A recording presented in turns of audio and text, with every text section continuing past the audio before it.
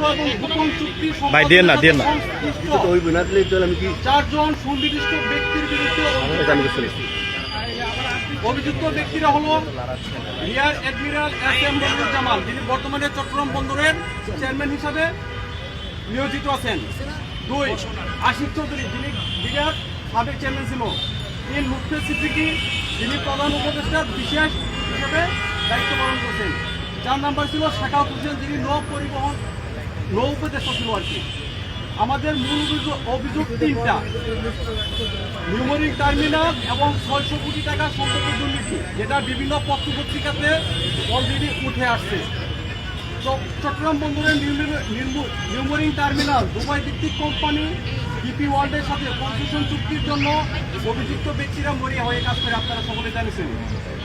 আমাদের কাছে অভিযোগ আছে, এই চুক্তি যদি বাস্তবায়ন করতে পারত, এমনকি বিভিন্ন পত্রপত্রিকাতে উঠে আসছে তারা 600 কোটি টাকার মতো একটি কমিশন বাণিজ্য করত। তৎকালীন বিএনপির ভারপ্রাপ্ত চেয়ারম্যান, বর্তমান মাননীয় প্রধানমন্ত্রী জনাব তারেক রহমান এবং অন্যান্য রাজনৈতিক ব্যক্তিবর্গ, অর্থনৈতিক বিশ্লেষক এবং আন্তর্জাতিক সম্পর্ক বিশ্লেষকরা এটা নিয়ে ব্যাপক প্রতিবাদ জানায় এবং সেনাবাহিনীর সেনাপ্রধান জেনারেল ওয়াকারুজ্জামান বিদেশি কোম্পানির কাছে চট্টগ্রাম বন্দর দেওয়ার বিপক্ষে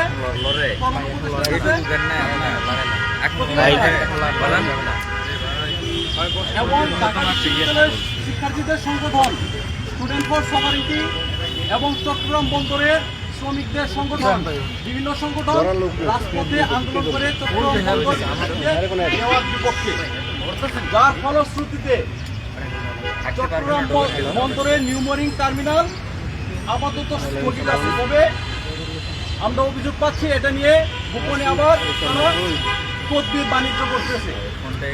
2 নম্বর ছিল অস্বাভাবিক দ্রুততায় চুক্তিগুলো সম্পাদন করছে। আপনারা সকলেই জানেন, গত 17 নভেম্বর শেখ হাসিনার যেদিন রায় হয়, সেদিন 2টা বন্দরের সাথে তারা বিদেশি কোম্পানির সাথে চুক্তি করছে। একটা ছিল সুযোগ নেই, বিদেশি কোম্পানি ডেনমার্কের এপিএম টার্মিনালসের সাথে চট্টগ্রাম বন্দরের লালদিয়া টার্মিনালসের মোট 48 বছর, 3 বছর, 30 বছর এবং 15 বছরের চুক্তি স্বাক্ষরিত হয়েছে, যা 4 নভেম্বর 2025 থেকে 17 নভেম্বর 2025 মাত্র 13 দিনের ব্যবধানে চুক্তিগুলো সম্পাদন হয়েছে। আমরা মনে করি এখানে অসচ্ছতার বিষয়গুলো লক্ষ্য করা যায়। এবং একই দিনে আরও একটি টার্মিনাল, পানগাঁও টার্মিনাল, সুইজারল্যান্ড ভিত্তিক কোম্পানি মেডলক এস এর সাথে 22 বছরের কনসেশন চুক্তি হয়েছে। এটিও অস্বাভাবিক দ্রুততা মাত্র 11 দিনের ভিত্তিতে সম্পাদন হয়েছে। 3 নাম্বার ছিল এনডিএ বা গোপন চুক্তি ছিল গোপন চুক্তি, আমাদের জনগণের সাথে লুকোচুরি করছে, যেটা ওপেন টেন্ডার আহ্বান করা হয়নি। যেহেতু গোপন চুক্তি ছিল, তাই প্রমাণ করে এখানে বিশাল অঙ্কের আর্থিক লেনদেন হয়েছে। আপনারা সকলেই জানেন, নির্বাচনী তফসিল ঘোষণার পরে ইন্টারিম গভর্নমেন্টের এই ধরনের চুক্তি করার কোনো এখতিয়ার নেই, যেহেতু রাজনৈতিক দলগুলা এটাতে বিমত পোষণ করেছে, সেহেতু কোনোভাবে এখানে তারা এই চুক্তিগুলো বাস্তবায়ন করতে পারে না। আমরা দুদক বরাবর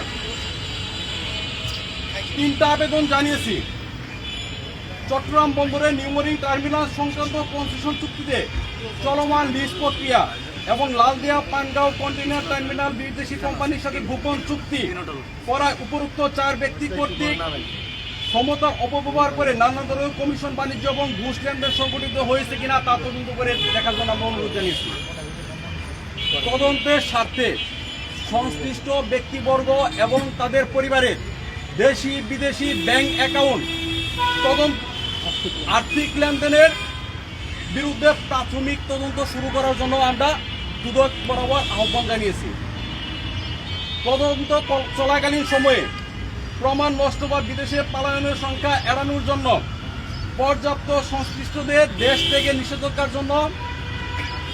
নিষেধাজ্ঞা আরোপের ব্যবস্থা গ্রহণের জন্য আমরা আবেদন জানিয়েছি।